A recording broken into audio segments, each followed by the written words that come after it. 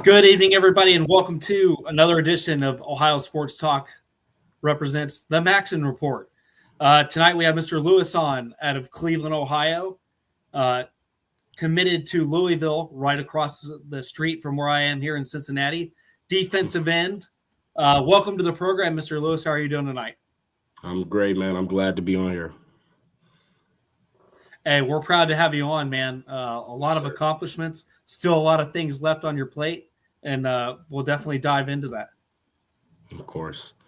Let's go. Let's rock. And Mr. Lewis, how long have you been in Ohio? Have you always been in the Cleveland area? Yeah, I've been in the Cleveland area my entire life. I've never moved, ventured off, tried somewhere else. It's always been Cleveland. Hey, and I'm a Cincinnatian myself. Our producer of the show has family from Cleveland. They are diehard Cleveland everything: Browns, Yes, Cavs, Guardians, you yes, name it. sir. And Yes, we go back and forth. sir. And we're kind of diving in here. Where'd your love for the game start? Was it something young? Was there an athlete that you looked up to, or is it just you picked up the pigskin and bam? um, I've always been around football. My dad, he was a coach for a local youth sports team. And so my brother, he got his first start in it. And so my dad was always kind of a guy like make use of our size. Like I would me and my brother, we were kind of taller at a younger age. So it's like we had to play. We weren't going to sit around and play the game all day. We weren't going to sit around and eat all day. We was going to be doing something whether it was boxing, football, basketball, baseball, something. Make use of what God gave us. So my brother, he started playing first, and then I got into it as soon as I turned 5. As soon as I could remember, I was playing football. And so a lot of people ask why we're number 13, and that's the reason was because of Odell Beckham. He was a goat to me. And so that's kind of how the love or the game started for me. So I've been playing since I was 5, and I've been playing tiny mites, mighty mites, and now I'm here in high school. And so it's always kind of been my passion. My dad and mom, they tried to get me into soccer because I was a kid with ADHD, always running around, playing around in the household. So they're like, let's get him into soccer. Like, maybe he'll do something there. And so when I played soccer, I didn't do nothing. Like, I would stand there on the field. I kid you not, I would stand there on the field and watch them kick the ball. I would not run to the ball. I would not try and help. I would literally stand there, and it was crazy. But once they finally put me in football, it was like it was a whole new world to me. I found love immediately for it, and so football, it's always been my passion, and I always had love for the game ever since I could remember. Man, that's awesome. I grew up a triplet, all boys. That my parents did the soccer thing for us, and Yes, sir. once I got into middle school, high school, it wasn't for me. I was too violent. I had to have Yep, contact. yep, I'm yep, yep. 5'8". I have short man syndrome. I had to take it out somewhere. Yes, Uh, sir. and Yes, sir. it was super fun. And but yeah, they definitely starting them young, getting into that. Have you always Yes, been sir. on a defensive end, or have you been kind of experimented around? I've always been on the defensive end. When I was younger, they put me at wide receiver. I had a whole play named after me too. I just didn't have no good quarterback to throw me the ball, so they were supposed to throw the ball up to me for the play, but he never threw it up. So I've always kind of been the defensive guy. At first, I started at outside linebacker, so I've always had an edge background. I started at outside linebacker, and so one thing about me was I would always run to the ball, whether I was on the right side of the field, the left side of the field, whether the ball was 50 yards away from me. I would always run to the ball. So my coach, he started experimenting, putting me at middle linebacker so I could have an equal range to the ball. I could try and get there as quick. That's the quickest way to the ball. So he tried putting me in middle linebacker. I played a little bit of that. I played a little bit of center, believe it or not, when I was on offense because, I'm the biggest guy out there. I played some D tackle, D end. But it's just always been D end. That's always been my thing. That's where I started at, and that's where I'm finishing at. And you advanced to middle school. Kind of take me through that, where you're kind of growing into your position. A lot of people, when I talk to them, what's that like? In Greenview, that's the elementary before Memorial, or Memorial, that's the middle school. Sorry, my brother, he was playing there before me, and so they weren't the greatest team. So I used to be watching him, and I'm like, well, I can't wait to be here. I can't wait to turn this team around. I can't wait to be the man here. And so when I finally got there, I played wide receiver a little bit, and I also was playing some defensive end, but my mentality wasn't there yet. Like, I didn't have that tough guy mentality. I didn't switch it on when I got on the field. Like, me personally, I'm a calmer guy. I'm a relaxed guy outside of the field. And at that point in time, I didn't know how to flip it when it was time to get on the field. I was a big guy, but I didn't know how to act like a big guy.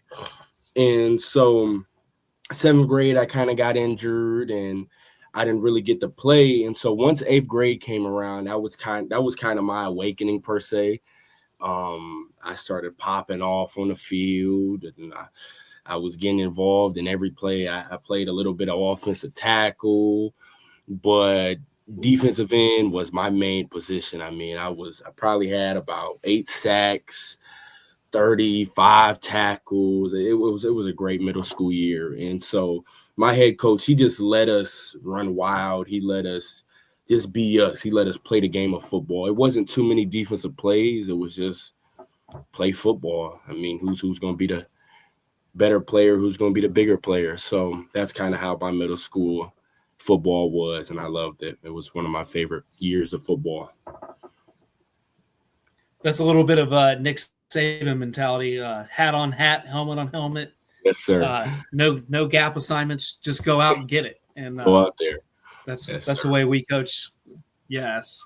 Yes, sir. And so you get through that 8th grade year. You get to high school, freshman year. Take me through that, because there's a little bit of transition there. You got guys you're looking up to that are on the senior level. You hit the weight room. What's that first season like? What's that conditioning program difference? It's a big difference. I mean, when you're going again, like I remember the first day, we're kind of doing a little bit of one-on-ones. And so going against the offensive linemen, and they're big, they're 200-300 pounds, they're throwing me down. And so I've always been the bigger guy. That's the first time I wasn't the bigger guy. And so it was a really like a reality change. It was a shift. And so I know we've always had a strength and conditioning coach. I've kind of been working out like as a real football team since the 7th grade. In our program, they get us started in the 7th grade, and we start working out with the strength and conditioning coach on probably Mondays and Wednesdays. So it wasn't really big of a change. Yeah, I had to learn how to really push that iron, but I still knew how to work out because they taught us all the fundamentals in 7th grade and 8th grade.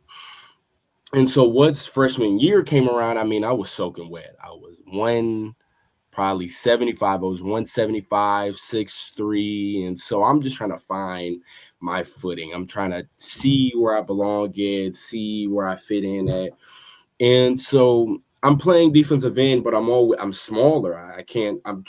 They're putting me in on varsity a little bit, but it's hard. I can make the play here and there, but once they really see, like, I'm 175, they go at me with the pulling guard, and it's hard to defend that. I mean, so it was really an awakening, and it was a really sudden change per se. So that's kind of how my freshman year went, and yeah. And when you get that taste of Friday Night Lights as a freshman, what does that do for you as a sophomore? That you kind of, the upperclassmen now know your name.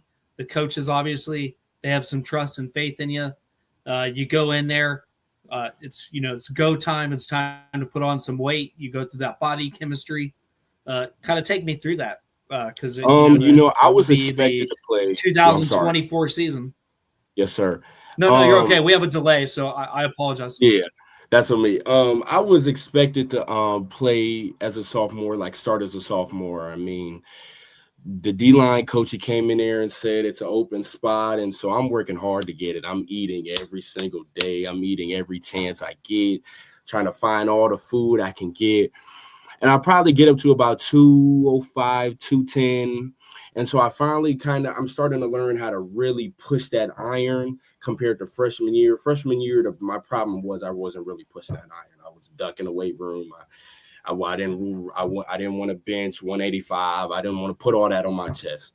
But once sophomore year kind of came around, that's kind of when I started getting more serious in the weight room. I started eating more. I started listening to my strength and conditioning coach more. And so summer comes around, and so I'm just going at it. And so I kid you not, my D-line coach, he talks about this every chance he can. He tells all the new players this. I came in probably as a third stringer. My D-line coach, he didn't really see the vision. I mean, I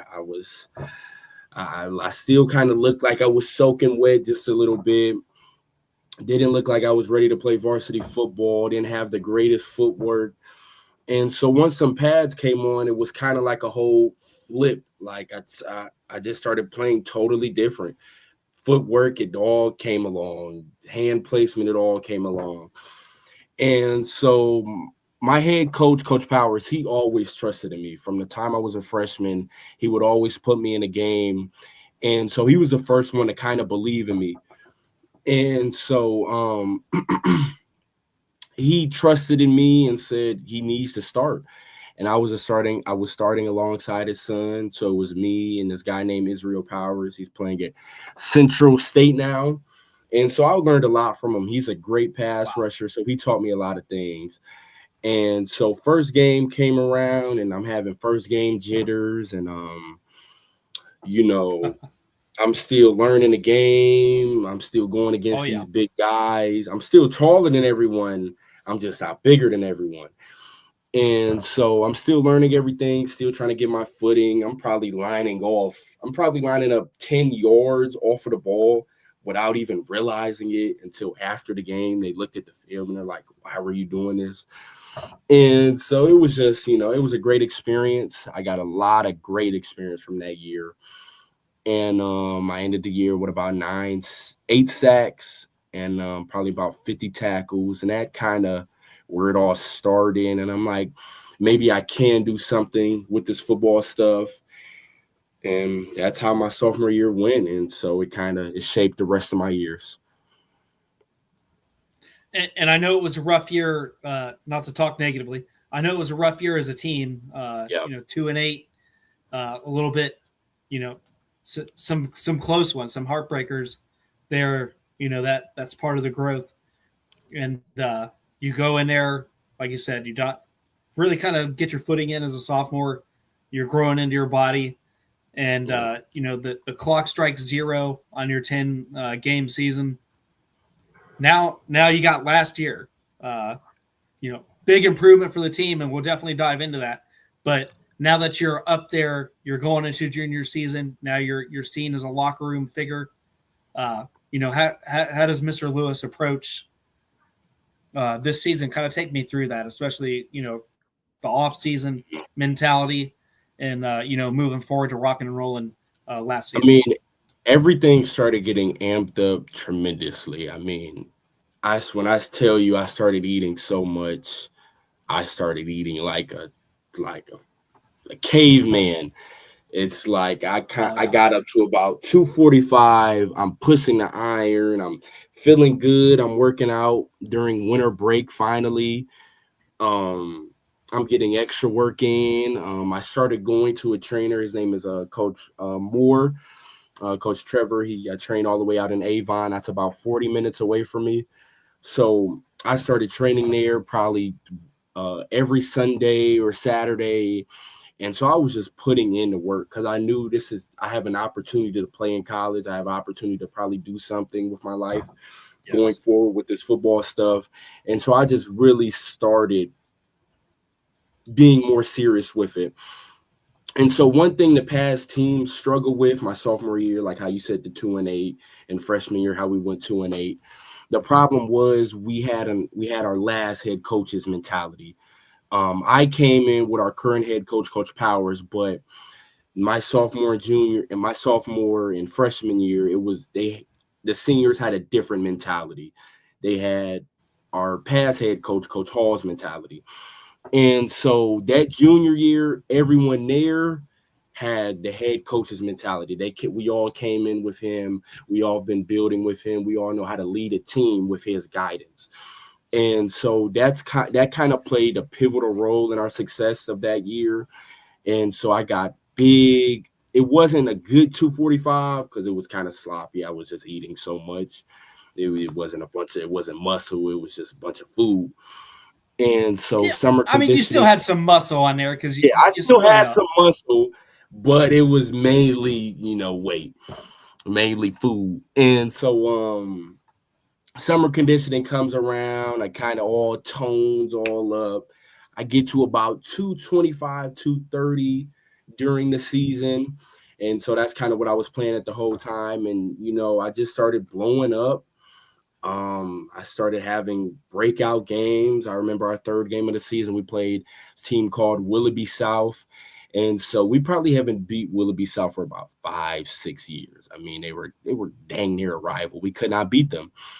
And so we just have a breakout game. I have a breakout game. I probably have about 2 sacks in that game alone. I had a strip sack in overtime to win it. And so it just all the pieces started coming together. Everyone started bonding as a team. This is a real brotherhood because it all dates back to 7th grade and 8th grade. A lot of those guys we was playing up with in the 8th grade. The seniors, we was playing with them when we were 7th graders because that's how our coach was in middle school. If we were good enough in the 7th grade, we're going to play with them in the 8th grade. And so it kind of built a tight-knit bond that we kind of carried on, which led us to winning. And so we just started dominating more. We started finishing games.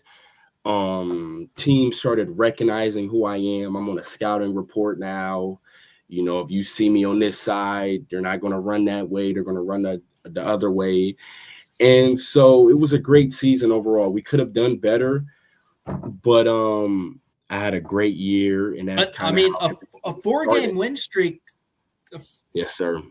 A 4-game win streak to end the year is something to be proud of. I mean, to start 2-4 and to rip off that, that's something to build on, especially going into your senior season. And with games against like Cleveland Center 45-18, Erie, Pennsylvania 35-7, Shaw 31-0. You guys laid the goose egg on defense, which I'm a defensive coach. That's the dream, baby. Yes, sir. That overtime win 40-34. You guys had it going. You want to talk about leadership in a locker room, Mr. Lewis? You guys are killing it. Yes, sir. And your individual stacks that year. I mean, if I told you had 55 tackles, 9 sacks, and 20 quarterback pressures, 13.5 tackles for loss, yes, that is the heartbeat of a defense. Yes, so I want to congratulate you on that. Thank you. Yes, both sir. Your high school as a team and you as an individual, because that is putting in some work, sir. Yes, sir. Thank you. I really appreciate that. Oh, big time. And now, I'll ask a little about your mental preparation for your senior year, but take me through in this NIL era, which is so different. So much information is now out. We got Huddle, Twitter, Facebook, everything you can reach a guy on. Take me through your recruitment process and, how that's been. I know you made your commitment, but, to the world and a lot of our youth, we have 129 live viewers on Twitter alone right now. Thank you to everybody tuning in. Yes, sir. Thank you, guys. Take me through that. Big time. This recruiting thing was all a shock to me. I mean, from freshman year all the way now. I remember in freshman year, sophomore year, I'm looking on Twitter and I'm like, why are all these guys getting offers? I'm not getting a single tag, single follow, single reach out, single email. And so I'm like, why are all these guys getting offers? And so I'm thinking I have to go to camps. I'm thinking I gotta make some shape. And so end of sophomore year came around, or junior year, yeah, the summer of junior year. Coaches started texting me. I remember Indiana reaching out, inviting me to a camp, but I didn't kind of have a ride to get up there.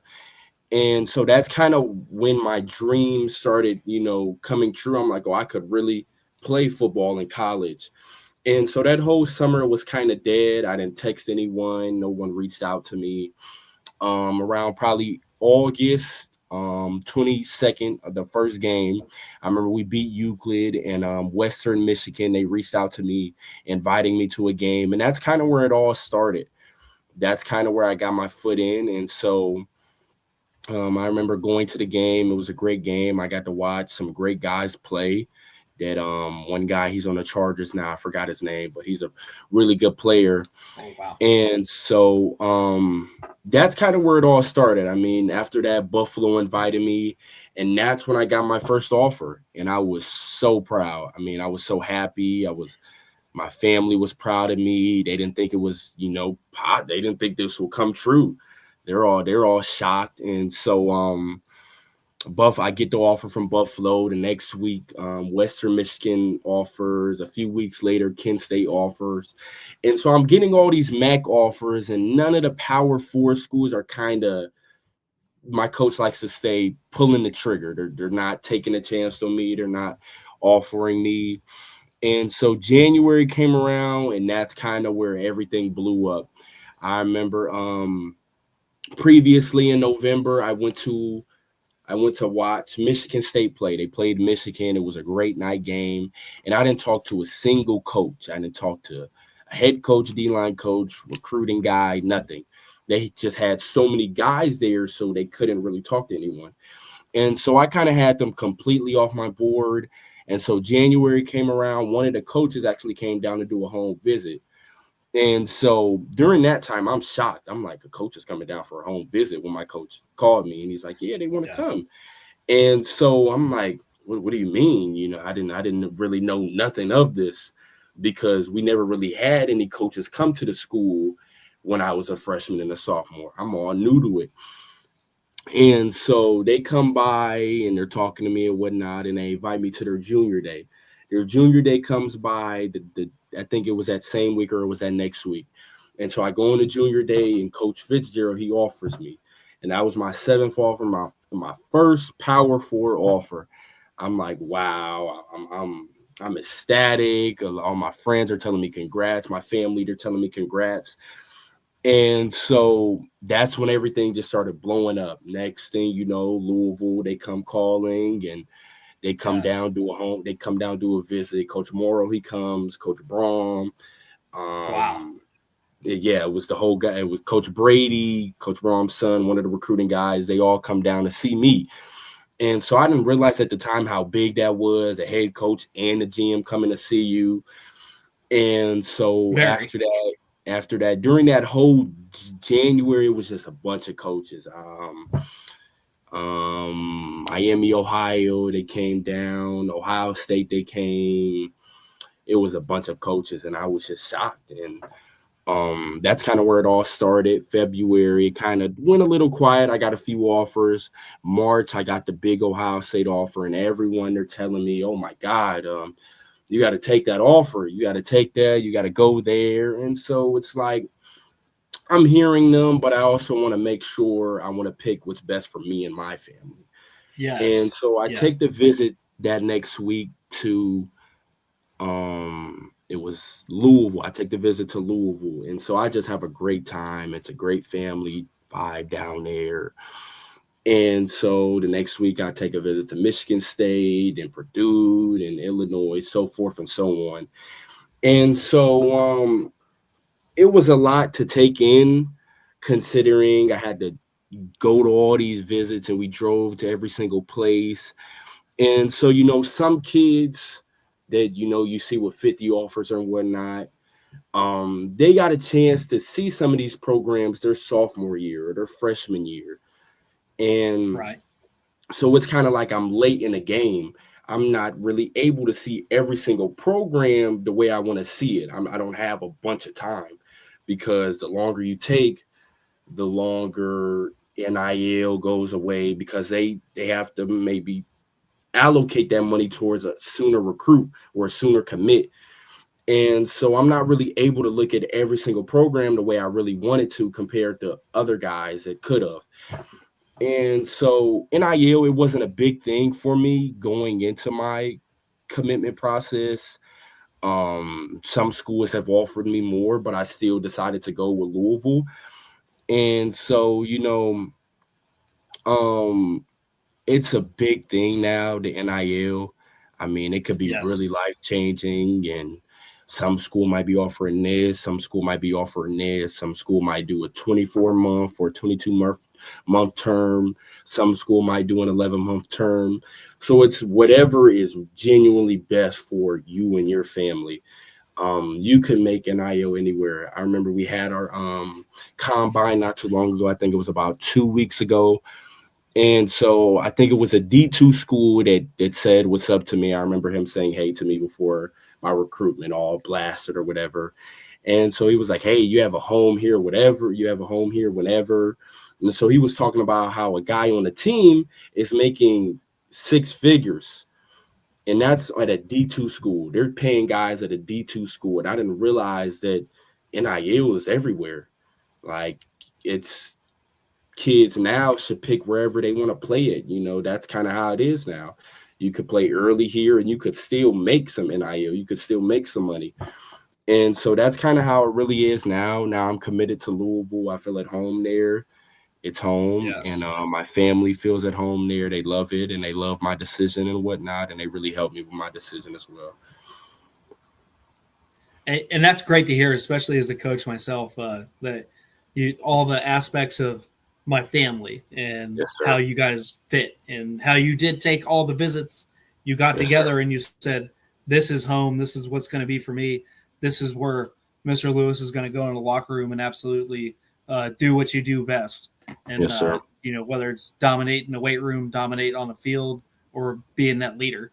And, Yes, sir. those are all great aspects to hear. And, man, being in the Cincinnati area, I'm going to be able to really watch a lot of your games in 2 years. Yes, so sir. definitely Yes, keep sir. us in mind, man. Gotcha. We'll definitely be giving you shout outs throughout the seasons.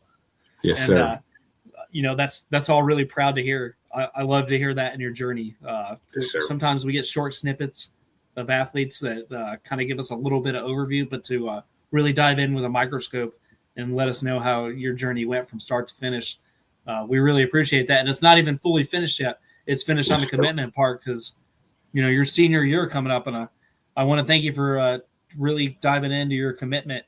And I want to refocus just a little bit on, what's your mentality going 6-4, going on that incredible win streak, just barely missing the regional 9 playoffs. Yep. What is now the mentality in the locker room for you, the other leaders, and, passing it down to your lower classmen going into the 2026 season? We knew we should have won a lot of the games that we lost last year. A lot of them came down to late game mistakes. And so the mentality this year is like, we can't make those mistakes now. I mean, some of the juniors, including myself, I made a few mistakes. And so we're just holding each other accountable this year whether we're in a weight room, whether we're practicing, whether we're outside enjoying life, we're all holding each other accountable. And so one thing that I loved about getting all these offers and whatnot is it brought a level of respect to my name inside of the locker room. Yeah, I made all those plays my junior year. Yeah, I made a few plays my sophomore year, but my name never really had respect in the locker room. And so it's like the younger guys, they look up to me now because they're like, oh, this is possible here. We haven't really had a guy go major Division I since Pharaoh Brown. And so the younger guys are realizing this is possible. So they follow in my footsteps. They listen to me and my other leaders. We're all listening together, whether they're holding me accountable, whether I'm holding another leader accountable, Right. whether I'm holding a freshman accountable. And so that's really our mentality this year is holding each other accountable. Because at the end of the day, we're going to have to be coaches for each other on the field. Because you can have the coaches, off the field, they're going to coach you up when you get on the sideline. But football really comes down to on the field. Like, how are you going to play on the field? How are you going to react to mistakes? How are you going to react to adversity? And how are you going to overcome things that happen on the field? A play might not go your way. A ref might not go your way. But who are you going to be able to look over to? You're going to have to look over to your brother. You're going to have to look over to that captain in the middle of the field, whether it's the middle linebacker, whether it's the safety, whether it's me as the defensive end. And so that's kind of really it this year. Our hope is to go 10-0. Our hope is to go to the playoffs, and our hope is to finish strong.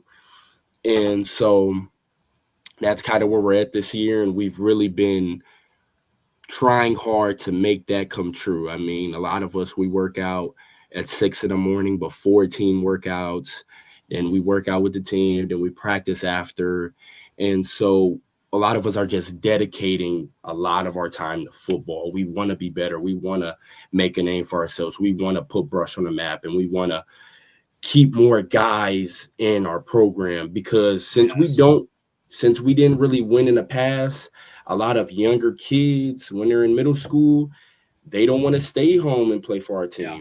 They want to go to the team down the street that's maybe winning all these games and maybe sending guys to colleges. And so that's kind of my goal, is to keep more guys like me in the program so they can make a name for Brush and they can make a name for themselves. And so that's kind of where we're at right now with my senior year off season. Yes, sir. Mr. Lewis, that is motivating as a coach. I got some goosebumps up and down when you say that, because I preach it. There's a coach on my staff named Coach Thomas. He preaches it as well. We want to build the foundation for the program. We want to trickle down. We want to get guys up. We want to keep guys in a day and age where, hitting the exit button is the easiest thing to do, to put your kid here and there and there. And even when it was, minimally legal in Ohio for high schoolers to have NIL deals, which is wild too. It was a lot easier for kids just to go, I'm out when the going gets tough. And to hear you like, we're here, we're grinding, we're pushing. Yes, sir. And damn, we can cuss here a little bit. Damn, that's motivated. And that's all I'll say on live. But that's awesome, man. And we're, I'm going to be watching with some great interest. I hope to see you in Canton. Whether I'm down with my team or I'm a visitor, watching the best of the best play in the Final Fours for each division. I hope to really see you guys. And a 4-game win streak, like I said, that's a snowball. Now you're in the weight room. You're like, man, look what we did. Look where we're at. Look where it's going to be. And like you said, now you're going D1. You're Louisville. You're 3-star. We're talking to you. Everybody's looking at you. That's the Pee-wee guys looking up now. That's the freshmen. That's the sophomores. You give them a little bit of taste of what you're going through, especially they see your signing. They see you rocking and rolling. And, man, it's going to come together. It's going to make you proud. And, Mr. Lewis, not just to toot your horn because you chose to come on and you're here. Your hard work, man. I'm proud of you. I'm proud of you as a coach in the state of Ohio. I'm proud of you as a host myself and as a former player. I never got past junior college, but as a former player, that's awesome. Thank you. So, thank you, sir. And I'm going to ask you a little bit of fun question before we start wrapping up. We're 35 minutes in. I promise I'm going to get you off before the Cavs tip off, especially as a Clevelander yourself. We're going to make that happen. Yes, sir. What's the fun things that Mr. Lewis likes to do in the off season, or something that you unplug that you kind of relax on, or is it just rise and grind every day?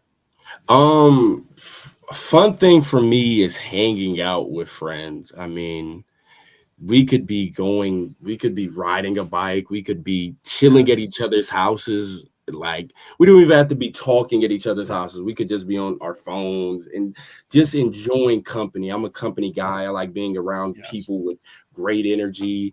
And so that's kind of my hobby is just hanging out with my brothers and hanging out with my friends and whatnot. That's kind of me. Dude, That's awesome. I share that similar taste growing up too, where it was just good vibes. I didn't have all the internet stuff like you guys do. It was good vibes. 6 controllers on the Xbox back in the day. Everybody fighting for a spot on the 15-inch TV that we had, where you had to, don't screen peek, but fun stuff like that. And I'm sure Cedar Point next to you, if you ever visit that, of course. If we go down there whenever we get a chance. We got Kings Island down here. I never been down there. I'm into that. Oh man, I'm telling you, if you ever get a chance to come down to Cincinnati and rock it at Kings Island, my kids love it. I'm an 11-year-old, 16-year-old. They love it. They wear me out all summer. They drag me, but I'm a big kid. I say it's for my kids, but privately, I don't care. It's I'm there for me. Yes, sir. But my last question for you, Mr. Lewis, you're going to Louisville. You're going to rock it. What can that next community, that next locker room, and that next area expect of Mr. Lewis in the next 4 years of his life once you wrap up your beautiful senior season to come? Really just a player that's going to lead other people, a player that's going to lay the foundation for the next upcoming people, a player that's going to help, a player that's going to be a great role model in the community, and a player that wants to play football and loves football. That's really about it, and that's really kind of a good answer I could give you. No, and we love it, man. Yes, great things to be expected. Mr. Lewis, thank you for coming on. 210 Thank live you. viewers on Twitter alone. Thank you to Yes, everybody sir. that tuned in. We'll give you a copy of this. You can post it if you choose to on your page. We'd love it. We'd appreciate the support. And if there's anything my program or I can do, I'm a small mom and pop operation, but we love to help when we can. And just let us know, Mr. Lewis, and we'll make it happen. Thank you for coming on. Yes, sir. Thank you for having me on. This is Mr. Lewis. Going to doing great things. Going to go into a senior season, rock and roll. We'll see him in Canton in the Final Four. Fingers crossed. Yes, We'll post your stats as the season goes. I'm the coach, Jordan Maxon. This has been the Maxon Report. Y'all have a good evening. Let's go Cavs, hopefully. And Yes, we'll see you next week. All righty. See you. You guys have a good one.